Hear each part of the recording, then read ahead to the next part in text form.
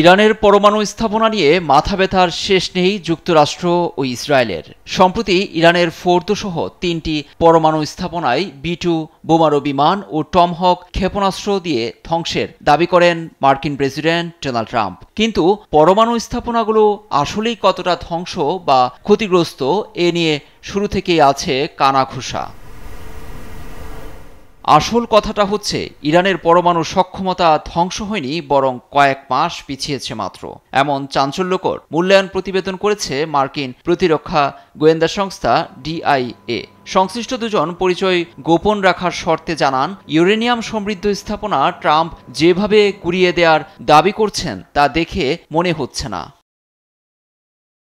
ওই মূল্যায়নে আরও একজন বলেছেন, হামলায় দুটি পারমাণবিক স্থাপনার প্রবেশ পথ বন্ধ হয়ে গেছে, কিন্তু ভূগর্ভস্থ ভবনগুলো ধ্বংস হয়নি। তাতে কর্মসূচি সম্ভবত 1 থেকে 2 মাস পিছিয়েছে। কিছু সেন্ট্রিফিউজ অক্ষত আছে বলেও এসেছে ওয়াশিংটন পোস্টে।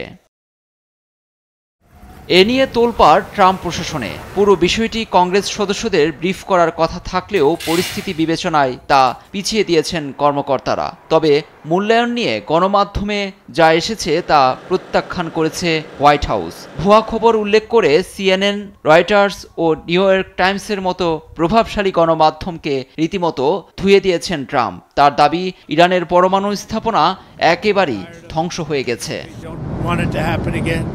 ট্রাম্পের সঙ্গে সাফাই গিয়েছেন মার্কিন vice president JD Vance. Trump ইরানের সঙ্গে শান্তিপূর্ণ একটি সমাধানে আসতে চেয়েছিলেন, কিন্তু যখন বুঝেছেন এভাবে কাজ হচ্ছে না, তখন B-2 বোমারু থেকে 30,000 পাউন্ডের বোমা ফেলার নির্দেশ দেন। তখনই ধ্বংস হয়ে গেছে পুরো কর্মসূচি। পেন্টাগনের স্পর্শকাতর প্রাথমিক প্রতিবেদন ফাঁসকে বিশ্বাসঘাতকতা বলছেন প্রেসিডেন্ট ট্রাম্পের মধ্যপ্রাচ্য বিষয়ক বিশেষ দূত স্টিভ উইটকফ। ফক্স নিউজের সাক্ষাৎকারে তিনি বলেছেন, যারা ফাঁস করেছে তাদের বিচারের আওতায় আনা উচিত। লুৎফর কবির, নিউজ ডেস্ক, দেশ টিভি।